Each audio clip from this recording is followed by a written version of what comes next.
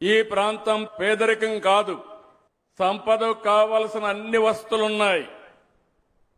కానీ ఈ ప్రాంతాన్ని పేదరికంగా చేసింది పాలకులు అనుకోకుండా సరిగా చేయలేదు కాబట్టి మీకు ఇబ్బందులు వస్తున్నాయి.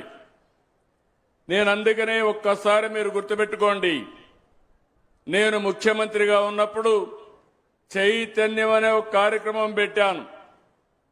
ఈ ప్రాంతంలో ఉండే గిరిజనుల్లో గాని చైతన్యం తేగలిగితే ఇంకా అభివృద్ధి ఏమాత్రం ఆగదు, అన్స్టాపబుల్ అని ఆ రోజు చెప్పి నేను ముందుకెళ్లాను.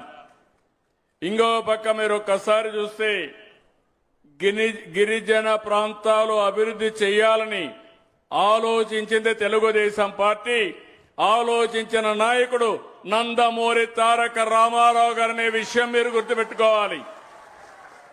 ఇప్పుడు కొత్త తరం మర్చిపోవచ్చు కానీ 83లో తెలుగుదేశం పార్టీ వచ్చినప్పుడు గిరిజన ప్రాంతంలో చదువులు లేకపోతే, టీచర్లకు క్వాలిఫికేషన్ లేకపోతే మైదానం నుంచి ఇక్కడికి వస్తా ఉంటే కాదు మీకే ఉద్యోగాలు ఇవ్వాలని ఆ రోజుట్లోనే ఇక్కడ ఉద్యోగాలు మీకే రిజర్వేషన్ చేసిన వ్యక్తి నందమూరి తారక రామారావు గారు.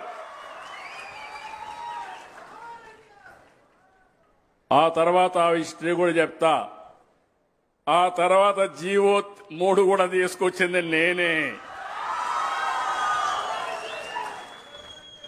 2 సార్లు ఈ జీవోలు పోగొట్టింది కూడా ఒకప్పుడు కాంగ్రెస్, తర్వాత వైఎస్ఆర్ కాంగ్రెస్ పార్టీ. ఏం జరిగిందో చరిత్ర మీరందరూ గుర్తుపెట్టుకోవాల్సింది. జీవోలు ఇవ్వడమే కాదు, హక్కులు ఇవ్వడమే కాదు, మీ హక్కుల్ని కాపాడుతూ ముందుకు పోతేనే మీ జీవితాల్లో వెలుగులు వస్తాయి.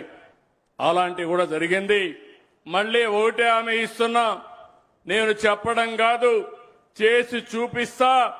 అదే మాదిరిగా మీ హక్కులు కాపాడడానికి అనునిత్యం మీతో ఉంటానని మరొక్కసారి హామీ ఇస్తున్నా.